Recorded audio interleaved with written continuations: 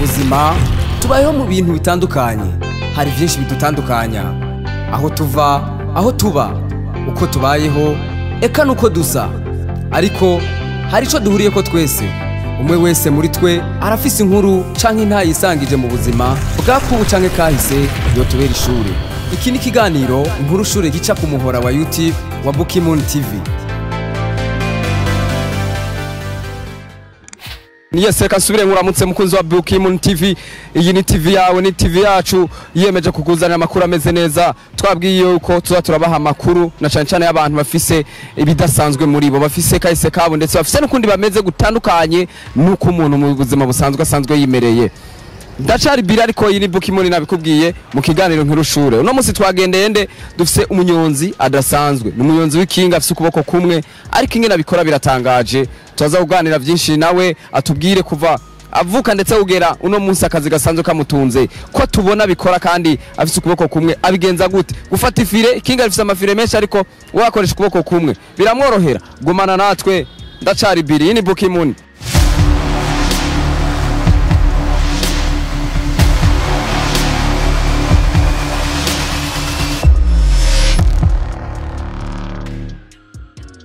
Kumwe na wa munyonzi rero tayari namaze kumushikira.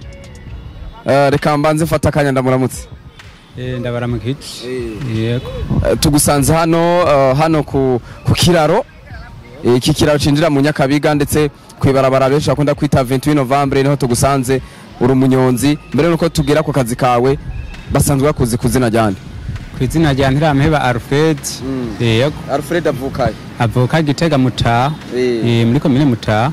Uno munsi ntituri Mutaho, turi hano mu gisagara ca Bujumbura. Yego. Wazanywe niki? Nazanywe no kurondera. Mutaho ni wari kwaronderaho. Naje kurondera mu gisagara kabuze abantu. Ati n'ubundi Yesu no kumurindira mu muji. Yego, naje kurondera mu muji kuko ni hari abantu. Kandi niho nasanze nyene ndahenda nkarondera mugabo ni ibintu bidashoboka neza. Ni nk'umuntu kurondera utwajya gusa nta terambere kwera. Wageze hano mu gisagara ca Bujumbura ryari? Ndamaze imyaka irenga 20. Imyaka 20? Ukora umwuga nyene cyane? Yego, nkora umwuga. Aho waje ufise imyaka ingahe? Nari nkutse. Naje nkutse. Waje kutse. Naje ndum. Turabona duhera aho wajuva. Ubundi ubuzima bwaho wajuva bwari bwifashe gute? Ubuzima bwaho narivuye nari nsanzwe n'umuntu nyene asanzwe nirimira.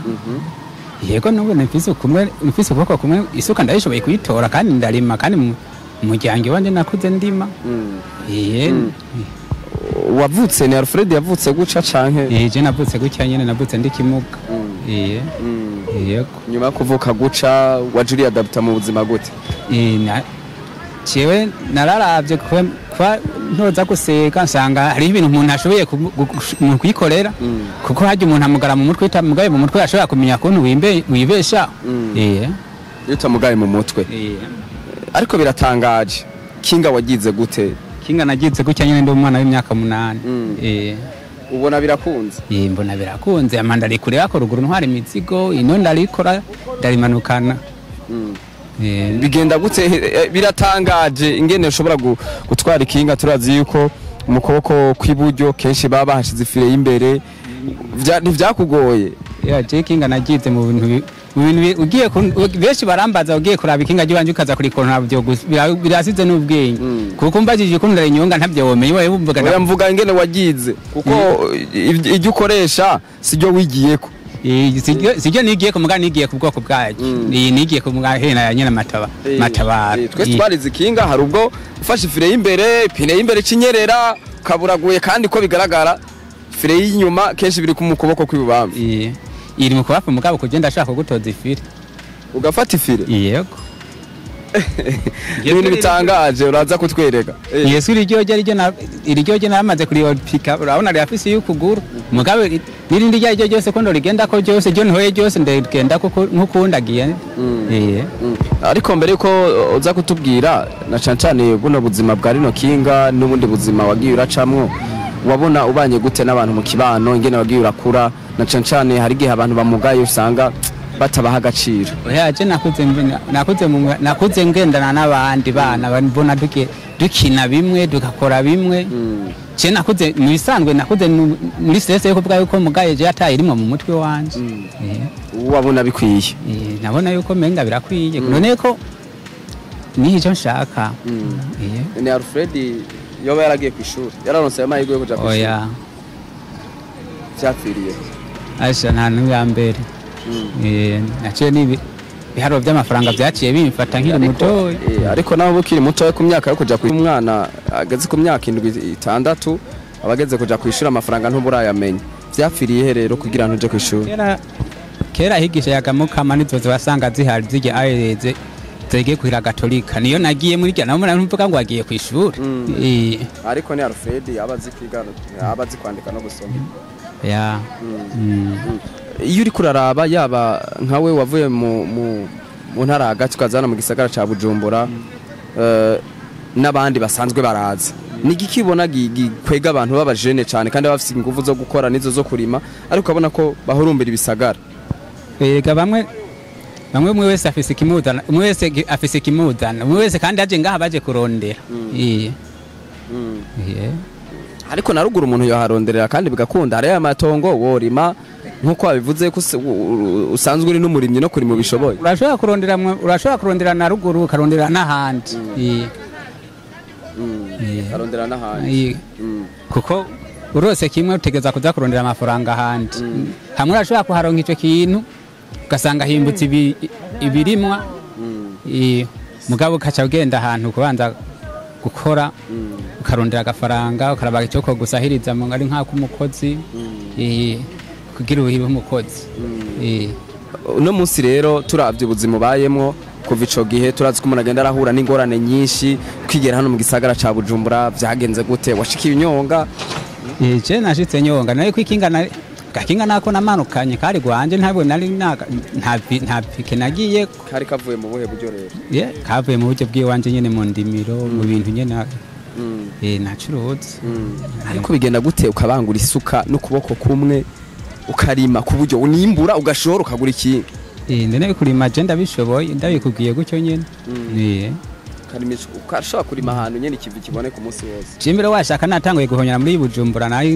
naraje nararimye igihanga naraharimye mu mapuruderi muceri je naragiye kurima urumva rero abantu benshi mbona gutya ayo kwibaza ngo jego je ndikimuga kandi ndamugaye vraiment kandi urabibona mugabo kuhenda kwibeshaho ndabishoboye buke kugira ndabuko nonojya none uraza utarondeye ntushobora kujya ngiye gusega hajya aye sanga twora n'ibindi bibazo ubwo haye nimagenda gututse cyangwa kanakugara urarima iyo nyene mu mapuruderi nko kwari ubivuze nico natanguye kuhaje kanza kurima hama ndabona je kuzoza ndaza kurimira abantu wapi je ngo nigire kwirondera agahinga hama nize kwikorera ntwara abantu nunguruza abantu wabona banye gute nabo bantu baguha akazi ko kurima ubwo bakwino bavuga ati sundi arabishobora oya none uri kurakora ugakora itasha ntuzi ko ino ukora icyo uhembe gucyo wakoze icari cyo cyose baguhembera ko cyo wakoze icyo utakoze ntawe kiguhembera mugabo hari igihe ashaka kuvuga ati arancereza ndavye umurindi ari kurimira ko cyo kimwe n'abandi bakwije ibihimba we arashobora kubyibaza mugabo nanje tugeze nyahano gashasanga siko bigenda akashasanga numwe afise yayandi tugenda kimwe ntagukebere akaziro k'umunyonzura kinjiyemwo tubwiye ko kamazemo hafi imyaka 20 ibibazo rero ugenda urahura navyo muri kano kazi ibibazo nawe byo ngahari wabibona none ibibazo byo ngahari urabibona mwibarabara uhura n'imodoka ikakujya priorite wahura n'ibindi ugasanga ibintu ni byinshi biri ngahamwe barabona hari ibintu by'ingorane byinshi ku kijanye rero n'abakiriya nabo mbega umukiriya ntihari gihe avuga ati sinipakiza kuri ujya mbona abo nibo rero benshi abakiriye hari ubuza akurira umwaka avuga ati wewe wari ukwiye gukora ubundi nawe akavuga ati we nuko usinkwiye kukurira ko kuikinga ryawe wohabuna gokanyica ndamubwira ati niwigire jewe abi wanje baraza kuza ukabona nyene yuko yagusuzuguye avuga ati uyu je ndamubwira ati niwigire kandi hano wo ntuka ndamubwira ati ati mugabo wundi munsi zotinda uzoyanshorera none ugereranije wewe ukaraba n'abandi ubona muca amahera angana umva twoyacangana gute umva ko rero difference iyo difference rero iva ku bikini aho nyene niho dushaka none urabibona ko tutaba turinganiye n'abandi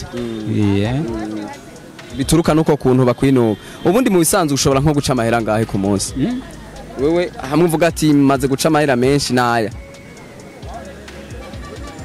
jewe ndashobora kuronka uduhumbi 3-4 kugira ngaho 4 ku munsi hama kubijanye no gupanga inzu aho baye urumva ndayiriha nyene nukuyiriha nyene uyiriha kandi muyavuga none wumva rero yakura neye ko atabona yaka nta muryango rero ufise Alfred oya muryango nta mfise ni oya mvuga icyo muryango ndawufise ruguru kwe abana bangahe ni beshi ni beshi ni muryango naye muryango w'abana 6 none wumva uwo muryango mutoyi kandi bose bateza kuraba Alfred nagenda no bumuga abana bariga kandi bamwe n'imisore barakuze abandi bari kwishuri ntihari igihe bishika rero nk'umuntu uramutwaye ageza hakuriha ntakurihe yitwaje yuko atacuri bumugire avuga ati n'ubundi nta bimba kwije ntacari bungire oya ivyo ntibirashika gusa yankakure nayo wono twara wakankakundi hatoheza kuko nofata mfashe ndazi ntiyobora bahari abo bari mwibara bomufasha agaheza kandi kubijanye rero na leta canke amashira hamwe y'abagendana ubumuga nta barakwegera nta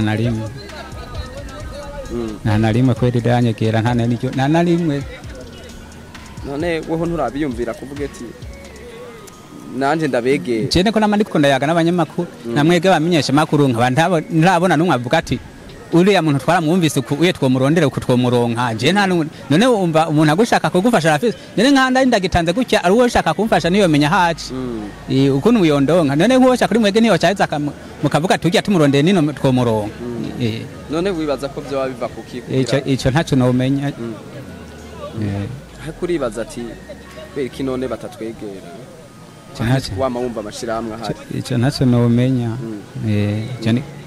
ubona rero hoko gwiki kugira ngo babegere cyo bokora nkaho numva ari kibazo kigize kimeze nk'ikigoye igituma kigoye sifise wo nobaza nayo dafise wo wobaza umva hoko gwiki nawe mfise numva niyo leta nayo mashira hamwe none numva nmenya ico basaba basi ico no basaba mbona ngaha aye mwaka kazi ari ubuzima bugoye cyane nk'uwo mpindurira akazi ubona wo hindurirwa akazi ikintu ubona no munsi bo gufasha ukavuga ati basi nama mfise zino ndoto kugira ngo mve muri uno mwuga kuko uranaharura ukavuga ati imyaka iri kiriyegera imbere ejo nzosaza nigiki ubona rero icambere ni ico kuronka imitahe yo kwikorera hamakaza gukora ibyawe hama bigatera bije imbere hama ibintu navyo hagarika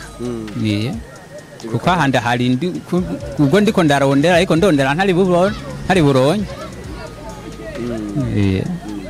batubwiye ko ushobora kuronka ibihumbi 4 ku munsi biga amafaranga uravye aho iminsi igeze urashobora gufunguramwo ukanabika numva nta kiriyo urumva dusanga w'ivyo bihumbi 4 usanga warose agahumba ariko wasa nakone ari nk'umuntu amutiyaga wasanga atako yasize ku ruhande urumva ufise nk'agakinga k'umuntu naho usanga ari bindi wasanga nakagakinga k'umuntu kadakwiye kugatangira vrese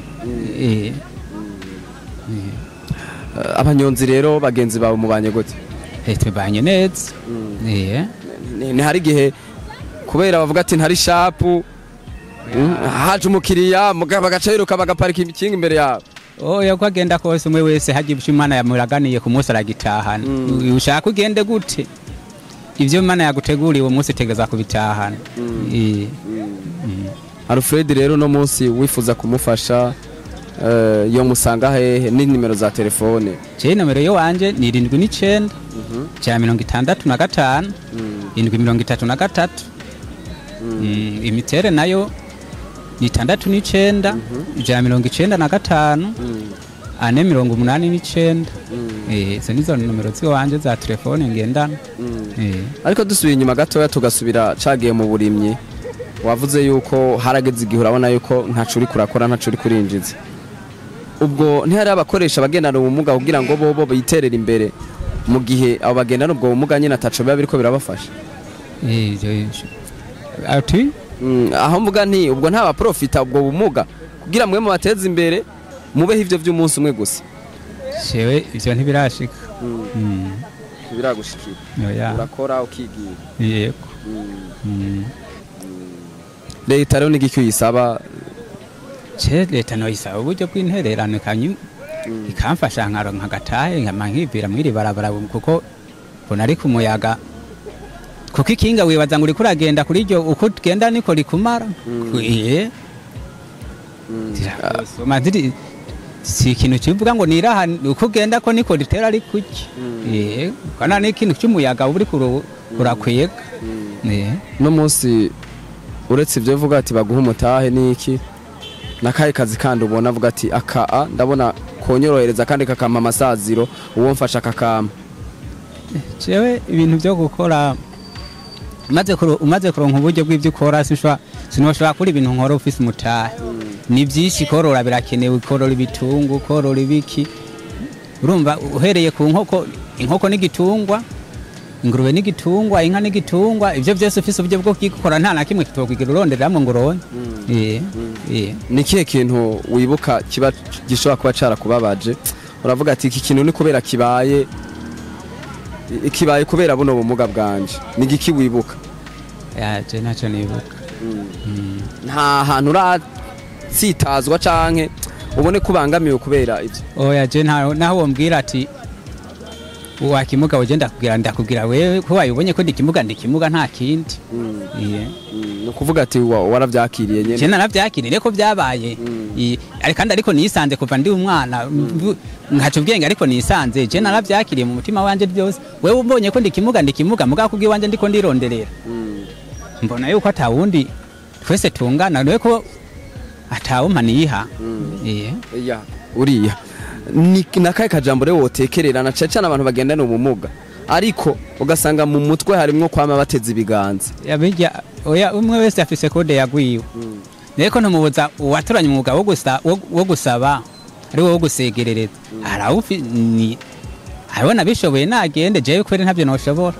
Nakaye kajambo batekerera? Jewe akajambo no batekerera aho oye numva umbwiye gutyo oye ati akajambo no batekerera impanuro batekerera. Jiza rero ushoboye gukora yokora, kuko utega umaso umuntu uno munsi aguhaye ejo ntaguha, kandi araguha akongera akaguhimba akakubwira ati cyaho naguhereye wewe wamuzungora ati none we nturigera uraba ukuntu byogenda. Cyo nico no babwira bakeneye uharo useza karonka nararaturiye twese ngo atumara arabe ukuntu yoronde. Yes, Alfred tugushimire cyane. Mwego murakoze. Nta kajambo wa wibagiye wobwira abarundi muri rusange bariko batwumviriza? Je nta kajambo nibagiye ico mvuze nico nyene. Yes, tugushimire cyane. Akaba yitwa rero Alfred, mwamubonye afise ukuboko kumwe ariko ikingara rinyonga neza cyane nta ngorane, ndetse ngo nuko kuboko kundi avuga yuko kudakwiriye ngo nta kibazo kurafata fire. Mwavyumvise ivyo twaganiriye nawe, ariko ndabibutse yuko iyi ni Bukimu TV mu kiganiro inkuru shure. Dufashanye mwabantu mwe, ikiganza kitarekura naco nikigira gifumbata. Dufashanye isi tuyihindure ntituyisiga uko twayisanze. Vyose byo dufise biba vyavuye ku Mana, ntiwisangize. Ndabashimire cyane.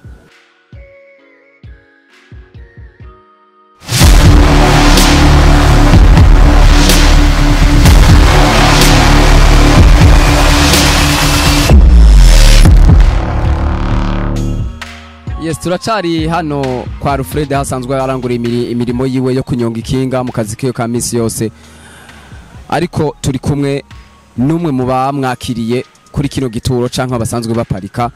Twagiriyo niba twe dusanga asanzwe natwara abanyonzi mu gisagara ca Bujumbura, birumvikana muri komine Mukaza. Birumvikana rero niwe yamwakiriye hano arafise nuko amwuzi ingene abanye n'abantu ndetse n'ingene abakiriya bamwakira muri rusange.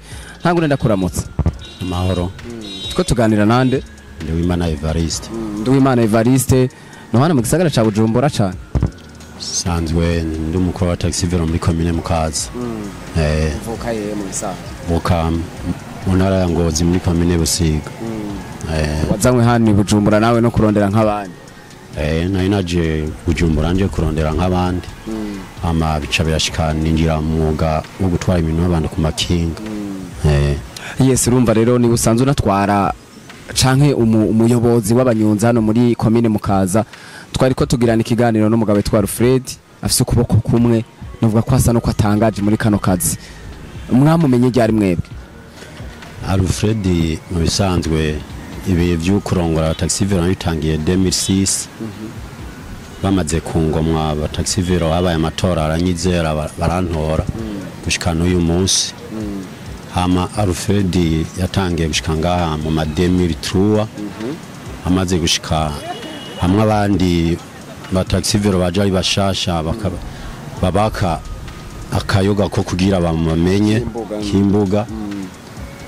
Baragombye kuyimusaba mugabo komite ya parking igiye hamwe iravuga ati kweri umuntu afise ukuboko kumwe nta kuntu twamwakamera y'imbuga. Ahubwo twari kumufasha kugira arabukuni yiyungunganya. Kuri ivyo rero ni mu mureke yikorere arondera ukuntu atunga umuryango. Benshi twari tuzi ko atazobishobora mugabo tumaze kubona ukuntu atwara imizigo n'ukuntu atwara abantu cha turabona yuko abishoboye. Mbere yuko tugira ingene abanye n'abakiriya turaja ingene abanye n'abanyonzi. Ubona gute ntihari gihe bamwitambika nk'umukiriya yaraje kuko akora ubushapu? Mu bisanzwe Alfred ngaha baramwubahiriza.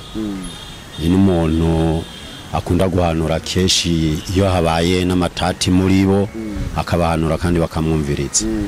Mu bijanye n'ukuntu by'ubushapu kurondera abakiriya Alfred keshi arabakiriya bamaze kumumenyera ngaha kubera imyaka hamaze. Niyo baje bavuga ati ntabonye bamutazira mukono, ati ntabonye mukono. Mbere no kumurindira bakanamurindirira ngaho kugira bamushorera. Abo ni nk'abantu bamaze kumutahura, bamaze kumenya impuhwe ziwe. Mu bijanye rero n'ukuntu abanye n'abantu navyo umuntu abanye n'abataxi vero neza. Eka no bamaze kumumenya za Bwiza za Buyenzi hose commune Mukaza hose na mutaxi vero n'umwe atamuzi. Niyo bamubonye uravuga ati uwo ni wa mutaxi vero wo ku kiraro batazira mukono. Mukono rero abakiriya ntihagiye bamwinuba kuko urabona afise ukuboko kumwe harabatinya ati uwo ntiyondunda hasi. Ego hari gihe bihora bishika kuri bamwe bakamwinuba bakavuga ati yo afise ukuboko kumwe. Keshi yo ndi ngaha hari gihe muranda babwira ati yaco mu mwinuba arashoboye vyose.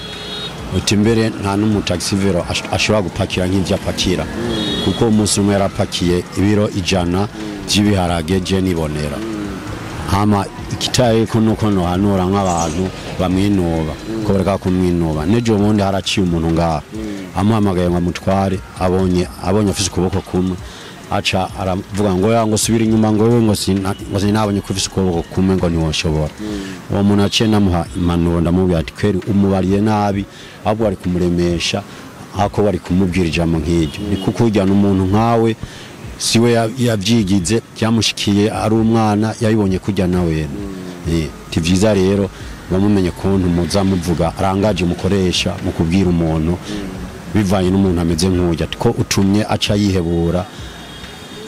Uwo muntu acara vuga ati kweri tisori mumbabarire byashitse. Akazi rero kamaze mu gihe kitari gitona kazona gashobora gufasha umuntu akiteza imbere. Akazi gashobora kumufasha kugira atera imbere. Mvuga hano kano kazi ngaha muri taxi vero beshi ngaha anya iyo turiko turagira n'utunama hagati yabo turabantu ukuntu bashobora kuyungunganya aya mashira hamwe yo gukotiza amafaranga yo buri munsi. Hama ushoboye kurangura umugambi tukamugurana kugira ashoboye kugura nk'agahene yorore, ashoboye kurima nk'umurima w'amashuruguru akarima, ashoboye kugura inkoko akagura inkoko. Eka niyo bishitse ari nk'abagomba kubaka ingo zabo nahone tukayibafashamo.